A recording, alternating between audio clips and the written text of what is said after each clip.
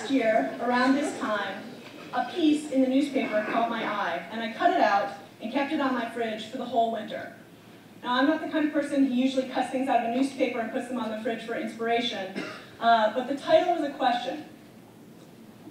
Why do sled dogs run? I was intrigued by this title because, as many of you know, in fact, as any of you know who have talked to me for any length of time, I love all things canine. This, if you hadn't guessed or didn't already know, is my dog, Aziza. If you ask me how she's doing, if you stop me in the hall, I will interpret that as a sincere desire for information. And 3 to 4 minutes later, you will have a complete answer. I adopted her from a humane shelter, and so I can't be sure of her breed. I suspect some chow, she has a purple tongue, and some lab because she's pretty friendly. But she also has some husky, maybe. Check this out. The above is a Greenland sled dog, and below is as on my couch. Separated at birth, you be the judge. So because she has that double coat of northern dogs, of sled dogs, I was drawn to the article, Why Do Sled Dogs Run? In just a few paragraphs, Verlin Klinkenborg recounts his first recent ride on a dog sled. I want to read a bit to give you a sense of the imagery and a sense of how he addresses this question, why do sled dogs run?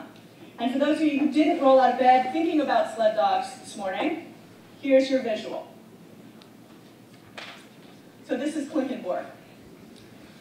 At 10 degrees, the Minnesota air is just cold enough for the dogs with heavier coats. I am seated in the basket of the sled. Behind me, riding the runner, is the musher, guy in blue.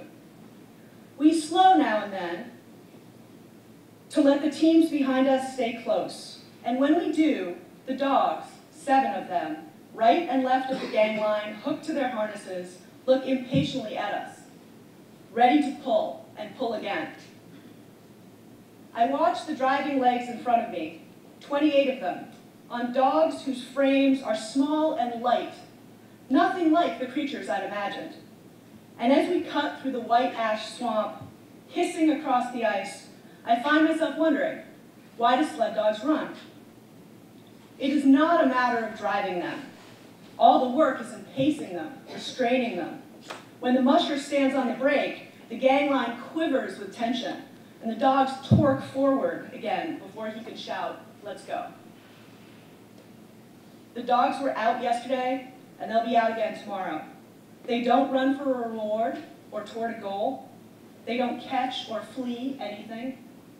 They would keep running if the musher fell off his sled. The start is a mayhem of yelping and baying and yipping, and the finish is 3 teams of dogs silently lapping the air with their tongues. And in between the two, start and finish, is a reason the dogs describe by running and never letting the line go slack. That's Klinkenborg. Lots of good dog imagery, lots of good winter imagery. I had this reaction when I read it. It seemed to me that when Klinkenborg asks this question, why do sled dogs run, he's really asking the question, why do sled dogs want to work? Rather than run around and play or sleep, they do not seem to object to being tied together and directed as they pull what is probably a heavy sled. In fact, they seem excited to work and reluctant or impatient when the work is interrupted. Let's just take a reality break for a minute. Klinkenborg is a writer. He is not an animal behavioralist. He may, in fact, be fundamentally wrong-headed about how he's interpreting the animal's behavior. But I want to roll with it a little bit, because for me, it prompted some interesting thoughts on human behavior and on human attitudes towards work. Because when I saw this question, why do sled dogs want to work, I thought this, why do I want to work? And even more specifically, I was really interested in this moment of transition between play and work. So it made it even more specific in my mind. On a weekend, how do I click off the game and do my work? So the first point I want to make about human work is that building the momentum to transition from play to work is hard. Starting the sled is hard. For me, the dilemma between work and play is sharpest around football. I love watching football. Yesterday was a high point. Friends, projection screen, amazing game. I'm literally a little hoarse today.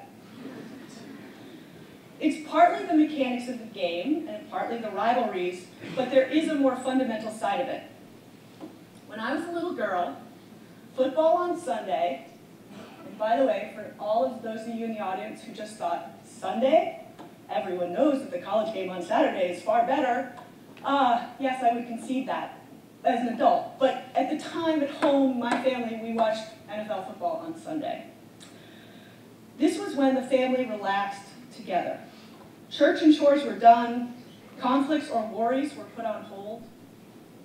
My brothers and me, my mom and dad, and the family black lab gathered together. Curled up in a corner of the couch, the ebb and flow of family conversations and sports commentary mixed to become a lullaby, and on more than one occasion, I drifted off. Yes, John Madden sang me to sleep. I would wake up with the roar of the crowd in reaction to some big play and find that someone had covered me with a blanket. So in my view, football gives everything that all sports give, an unpredictable outcome, a striving for excellence, but it also means relaxation, love, literally warmth. Watching football is how I play. But the games are on the weekend, and I'm a teacher. As many of you can confirm, it's hard to live your life on an academic schedule and be a sports fan. Most of the society has weekends off, but we don't, which means at some point in the weekend, I'm going to have to make that transition. I'm going to have to stop playing and start working. So, that transition is genuinely difficult, and we're back to the question, why do we work? The search for an answer to that question is my second point, and it leads me back to the sled dog metaphor. I think that Klinkenborg's interpretation of sled dogs running is a useful image of what good work and healthy motivation looks like. And by the way, to clarify, when I talk about work today, I don't mean classwork necessarily. Sports, arts, administration, the work that everybody in this room does is what I'm talking about. Like the sled dog's work, what I'm calling good work in humans is lived in the moment.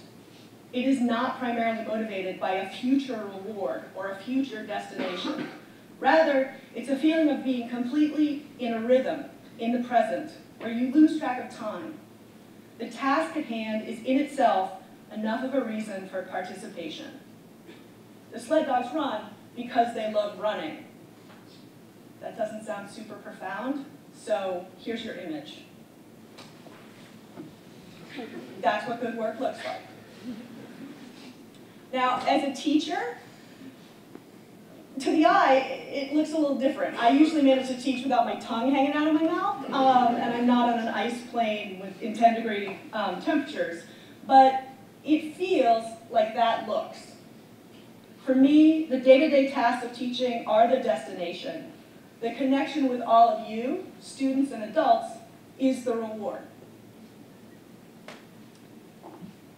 On the other hand, I'm not suggesting that all good work is inherently joyful or meaningful at all times. I don't love every part of my job. For example, proctoring study halls. It's fine, but I wouldn't call it a sled dog moment. It's not a sort of transcendent connection between sort of my talents and the task at hand. But I do it, it's part of the package. My point is that good work will include tasks that you find tedious or you find frustrating, but you want to choose a career or a course of study that has the potential, the possibility for sled dog moments in it, that has the possibility to love the task at hand. There's an exception to this guideline, however. It's called paying your dues. Sometimes on the way up a corporate ladder, or in times of high unemployment, You might have to endure a job that does not offer you any sled dog moments. But that subject, that endurance, paying your dues, that's not the subject of this talk. In this talk, I'm talking about the ideal image of work, the kind of work you want to shoot for, the kind of work that's going to create a life that is a balance of play and work. And on this point, I want to talk directly to the 9th, 10th, and 11th graders. Juniors.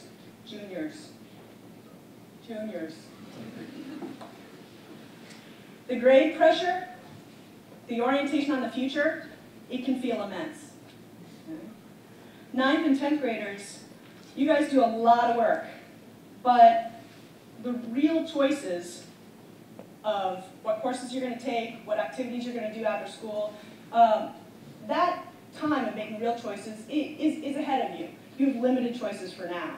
So in both cases, juniors and, or in all cases, 8th, 9th, and 10th, I think it's even more important for you to be aware of when the work feels too future-oriented. Ask yourself, where are my sled dog moments? Which classes would I take even if I didn't have to? Which practices, arts, sports, music, which practices go by in the blink of an eye? And if you right now are not having any sled dog moments, then you need to think about that. You need to reach out. You need to talk to a friend. You need to talk to an advisor. You need to think about yourself and work. The third and final lesson about human work that I think the sled dog image can give us concerns motivation. Good work feels like a natural expression of yourself. You can see your own intellectual or physical contribution to an effort. You're motivated to do it because you want to experience it. You are not primarily motivated by negative consequences if you don't do the work, or by the expectations of other people. And here, I turn to the seniors. Half the senior class is enrolled in college at this point. So, the mushroom has fallen off the sled for you all. Now is when you find out how you've developed your work ethic over the years. I know a lot of seniors who are good sled dogs, who know about good work, who have chosen classes because they really want to take that class, and whose work is a natural expression of themselves and their personality and their passions. I've also, heard through the grapevine of seniors who have boasted that they're done, that they're done with work. I understand if you slow the pace. That makes sense to me. You guys work hard, and have worked hard for the last 3.5 years. I understand, these dogs would understand if you slow the pace. But if you're talking about stopping work entirely, these dogs would give you one of these. If there is none of this work on the ice, in a music performance or a music practice, in the arts, in the classes, if there is none of this work that you are not doing for the love of the task, or if you're incapable of creating a life that balances play and work, then I think you missed the point. Good work is a natural part of you. It should not feel like an external imposition.